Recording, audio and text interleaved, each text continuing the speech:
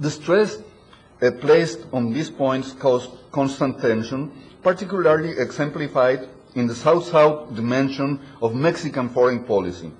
The rigidity of its globalist precepts generated a climate of confrontation with neighboring nations such as Cuba, which indicated a lack of diplomatic skill and led to recurring tensions with South American countries like Venezuela and Argentina that saw in Mexico an extension of the United States discourse. The U.S.-Mexico relationships, the cornerstone of the North-South axis, was characterized by instability first and foremost defined by the events of September 11, 2001. Migration as a central theme of the bilateral agenda had to be replaced by an exclusive emphasis on security issues. The Bush doctrine and the so-called global war on terror chilled the ties between the two presidents. The Mexican vote, accompanied by Chile against legalizing the Iraq War in 2003, pushed Mexico and the United States apart in George W. Bush's second term of office. Specific issues on the foreign policy agenda, such as NAFTA Plus, geared toward building a North American community, were replaced by political navel-gazing and inattention to the completeness and complexity of the bilateral relationship. Nonetheless, despite the apparent cooling in the bilateral relationships in the years following the Iraq War, the national foreign policy agenda was consolidated around a profoundly neoliberal core which characterized the presidency of Vicente Fox. Firstly, Fox opted to stick to NAFTA's most archaic tenets, ignoring labor and environmental reformulation that were called for not only domestically but also across North America. Secondly, acting as the White House spokespersons in the Continental Free Trade Area of the Americas, FTAA, project eroded the little regional legitimacy Mexico had left, relegating the former hinge country to a marginal position within the regional political landscape.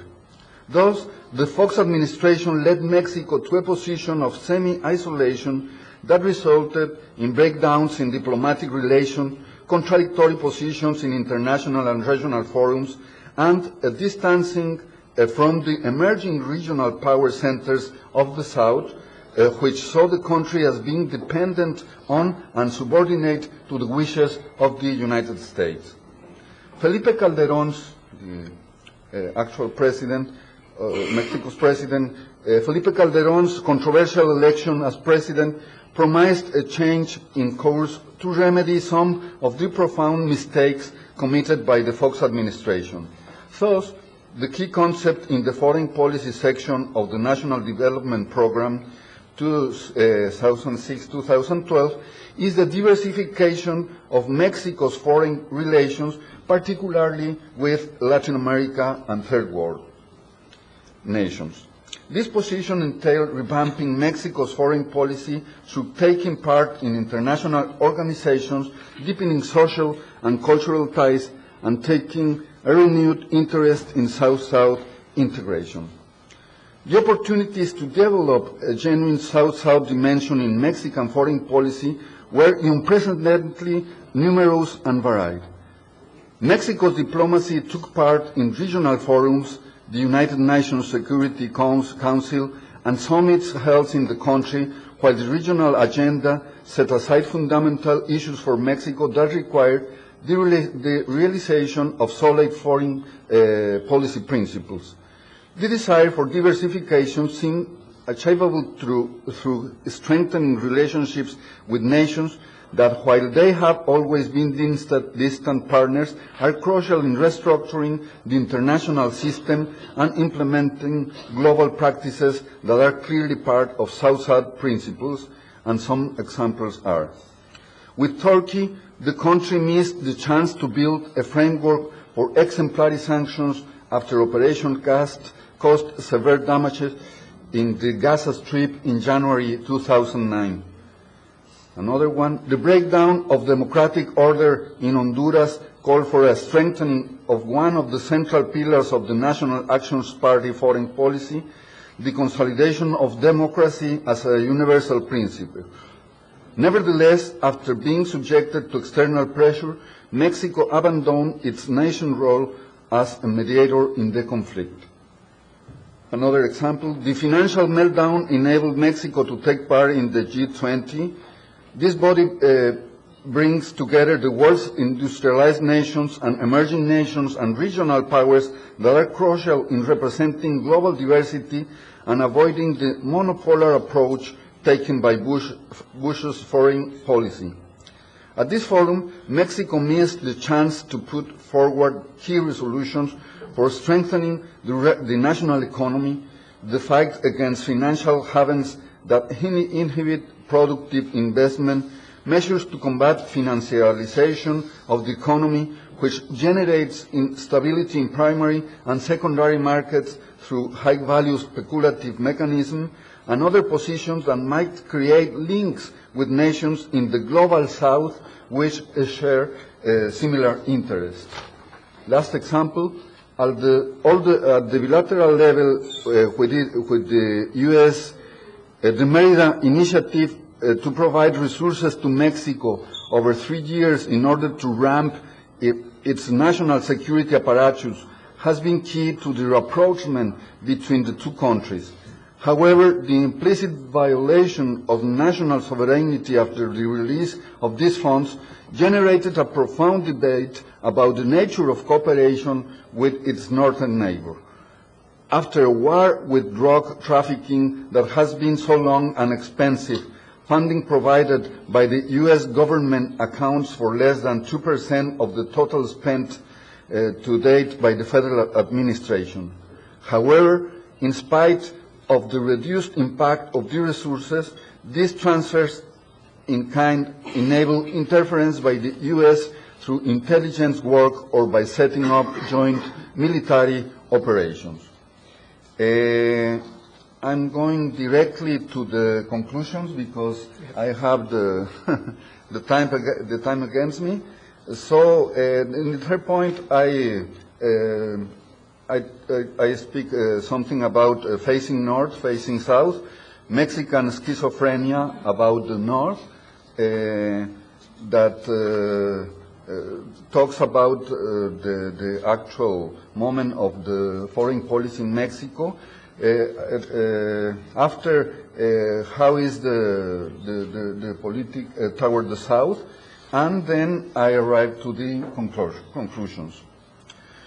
With the breakdown of the traditional north-south structure of the international political economy, the emergence of polycentric realities is forcing Mexico to build an independent south-south dimension, structurally unconnected to its strategic position bordering the United States. In the early years of the Felipe Calderón administration, the opportunities for developing a comprehensive South-South agenda have occurred in leading venues such as the United Nations Security Council, regional organization, or through regional political and economic instability that required the materialization of cohesive and focused foreign policy principles. Mexico's relationships with Latin America is expressed on two clearly identifiable fronts. On the one hand, the source discourse has sought to erase the regional diplomatic failures that characterize Vicente Fox's foreign policy. Without a concise strategy, Mexico has sought, through exhortation and joint statements, to alter its course with Latin America. Although this has not entailed a change in the neoliberal thread that has run through national foreign policy since the 80s.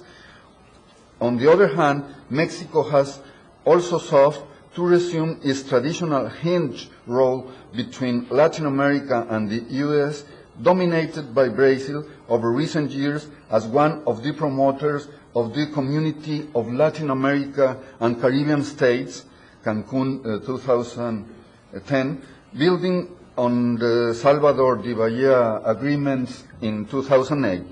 However, this commitment has been subject to domestic calculation that restrict the foreign ministry positioning on sensitive issues on the international agenda, which entails South-South partnerships for Mexico. What underlies Mexico's approach in the international sphere is the use of foreign policy as a means of strengthening domestic imperatives. The Mexican narrative of involvement in the so-called soft agenda and the reappropriation of PRA foreign policy principles are tools used to create an impenetrable shield against criticism, a cloak that covers up internal realities and makes them invisible. The internal problems of legitimacy of governance persist. In 4 years of government by Felipe Calderón, more than 28,000 deaths linked to organized crime show that security issues linked to national development issues have not been subject to a painstaking South-South alliance that offers Mexico enhanced options for addressing the national and international crisis through a new linkage between foreign and domestic policy. Thank you.